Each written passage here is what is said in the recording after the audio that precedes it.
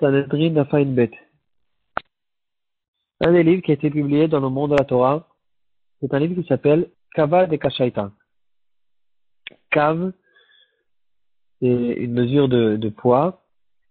Et donc, Kava de Kashaita, c'est cette mesure de Kushiot. En fait, c'est un livre qui a été rédigé par Rabbi Yoav Yoshua Mekins, le Chelkat Yoav, il y a plus que 100 ans. Et en fait, au début, c'était pas vraiment un livre, c'était comme une brochure qui contenait 103 Kushiot Atsumot dans tout le chasse. C'est d'ailleurs la raison pour laquelle il a appelé son livre Kava de Kashaita. Kava, c'est Gematria 103. Donc 103 Kushiot. Et on dit que, bien sûr, qu'il avait beaucoup de réponses, beaucoup de possibilités de répondre et de discuter sur ces questions.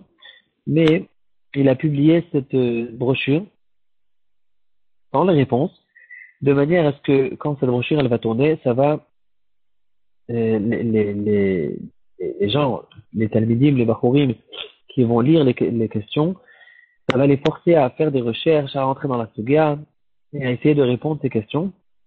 Ça va en fait éveiller leur attention pour rentrer en fait dans ces sujets, pour essayer de trouver les réponses sur ces magnifiques questions. Aujourd'hui, toutes les réponses qui ont tourné en fait qui ont été données par les Rashi Yeshivot, par les Talmidim, etc., qui ont été distribuées en fait, qui ont été ramenées dans beaucoup de Sfarim, elles ont été récoltées tout ensemble. Et maintenant, ils ont publié ce livre en 3 tomes, 3 gros tomes, dans lesquels se trouvent les couchiottes en haut et tout autour se trouvent les réponses qui ont été données au courant des années depuis que ce livre il est sorti. La première de ces questions, elle se fait référence à notre suga. Dans notre suga, on ramène cette halakha qu'on connaît tous, Abba leorgecha shkem leorgo. Quand quelqu'un il me met en danger de mort, j'ai le droit et le devoir de le mettre à mort en premier afin de sauver ma vie. Et on apprend ça, en fait, de ce qu'on a vu dans Parashat Shavua dans Mishpatim. Imba marteret imatse aganav, un voleur qui rentre chez moi à la maison, il a eu le courage et l'audace de rentrer chez moi à la maison pour voler. Cette personne, j'ai le droit de le mettre à mort, parce qu'en fait, le fait qu'il est rentré dans ma maison, c'est pas un simple voleur, c'est un vrai brigand, c'est un cambriolage, et il prend compte du fait qu'il est très probable que le propriétaire de cette maison, il va essayer de sauver son argent, et il est prêt à cause de ça, même de le tuer. Quand il est rentré, on rentre, on sait que ses intentions sont même de tuer le propriétaire.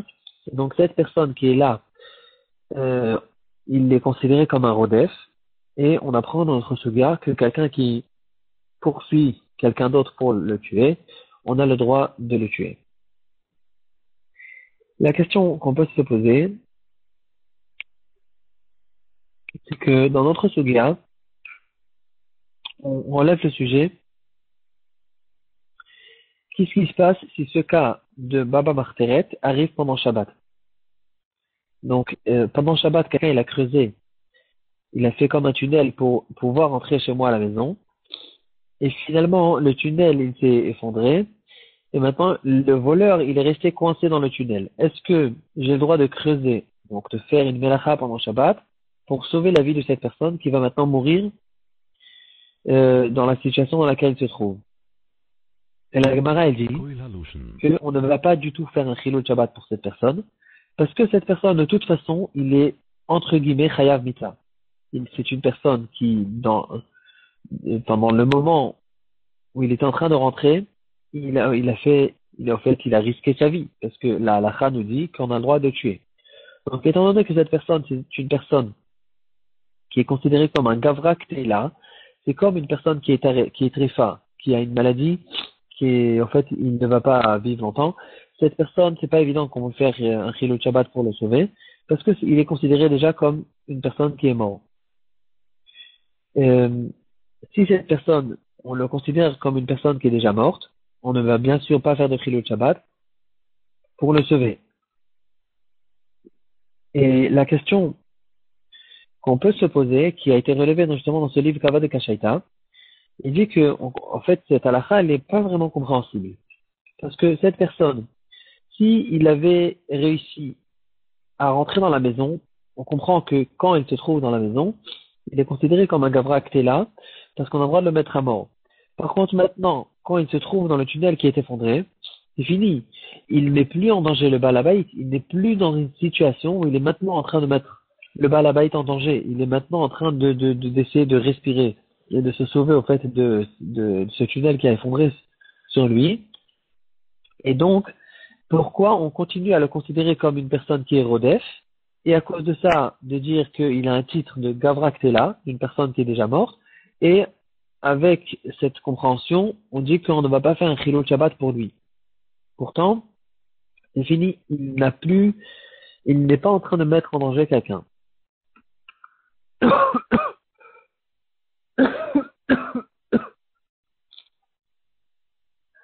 Beaucoup de réponses ont été données sur cette question. Et en fait, donc, les réponses, naturellement, elles vont entrer dans la compréhension de cette soulia. Qu'est-ce que c'est ce rodef? Est-ce que c'est un rodef normal ou c'est pas exactement la même chose? Est-ce que la Torah, elle a dit que tant qu'il est encore en train d'être occupé par le vol, tant qu'il n'est pas sorti complètement de la maison, il est encore considéré comme un rodef, etc. Une des réponses qui a été donnée, c'est par le Gadol Miminsk. Il dit comme ça, un grand chidouche. On n'a pas à être Mechalel Shabbat sur quelqu'un qui s'est rentré lui-même dans un danger. Quelqu'un qui s'est mis en danger et que maintenant il se trouve dans un danger et qu'il demande qu'on lui sauve la vie à travers un chilul Shabbat, puisque c'est lui qui s'est rentré dans cette situation, d'après le Gadol de Minsk, on ne va pas être Mechalel Shabbat pour cette personne. C'est un grand chidouche. Et donc, en tout cas, si ce chidouche il est vrai, on comprend pourquoi cette personne qui s'est mis en danger, ce voleur, il s'est mis en danger en rentrant dans la maison de quelqu'un d'autre. Et donc, en se mettant dans cette situation de Gavaktela, d'une personne que la Torah permet de le tuer, donc, étant donné que c'est lui-même qui a rentré, il s'est rentré de son propre gré, il est rentré dans cette situation dans laquelle il se met en danger, il se met dans une situation que la Torah permet de le tuer, alors on doit pas être mechalel, on n'a pas à être mechalel Shabbat pour cette personne. C'est vrai que le Gadol de Minsk lui-même, il ne tranche pas la halakha de cette manière-là, juste il relève une possibilité, mais quand même, il essaie de maintenir son chidouche avec une preuve magnifique d'une histoire que tout le monde connaît. On connaît tous l'histoire de Hillel Azaken, qui n'avait pas la possibilité de payer le gardien de la choule pour pouvoir écouter le shiur de Shmania Vavtalion. Et c'était un vendredi. Il est monté sur le toit de la choule pour pouvoir entendre les shiurim par la fenêtre qui se trouvait sur le toit. Et finalement, ils l'ont retrouvé avec des tas de neige sur lui. Il était déjà en danger. Tout de suite, ils l'ont fait descendre. Ils lui ont allumé le four pour le réchauffer et le réanimer. Et jusqu'ici, l'histoire elle est connue. Mais quand on ouvre la Gemara dans cette histoire, la Gemara dans Yoma d'Aflamedher Moudbet, elle finit par la phrase suivante. Elle dit que les Chachamim qui étaient là-bas, ils ont dit Ra'ou izel lechalel alav et Shabbat.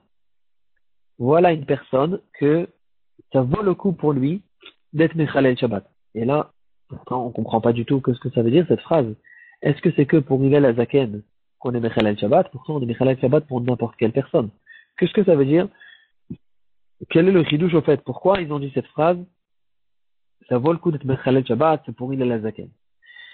Et l'explication que nous donne le Or Gadol, le Gadol de Min, il nous dit que puisque on aurait pu croire que Hillel Azaken, en fait, en montant sur le toit et en laissant la neige tomber sur lui, c'est lui qui s'est mis en danger. Et une personne qui s'est mise en danger, normalement, on n'est pas Mechalel Shabbat pour lui. Et donc, on aurait pu croire qu'on ne doit pas être Mechalel Shabbat justement pour Hillel Azaken. Mais finalement, ils ont dit que oui, ça vaut le coup d'être Mechalel Shabbat pour cette personne. Pas parce que Hillel Azaken, c'est quelqu'un de spécial, de grand, etc. Mais que à cause du fait que Dans son cas, j'aurais cru que non, on ne peut pas être Mechalel Shabbat. Pourquoi il s'est mis en danger? Et là, ils ont dit que oui. On peut être Mechalel Shabbat pour une Zaken. C'est pas considéré qu'il s'est mis en danger. Parce qu'au fait, ce qui s'est passé, c'est que lui, il est monté sur le toit pour écouter un Dvar Torah et peut-être un deuxième Dvar Torah. Mais finalement, avec son amour incroyable envers la Torah, il n'a pas réussi à remarquer ce qui se passait autour de lui.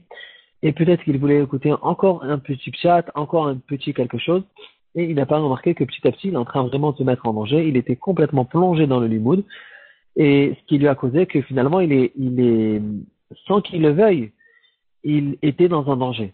Mais c'est pas considéré comme une personne qui vraiment s'est mise en danger que chez lui, on ne va pas être Mechalel Shabbat.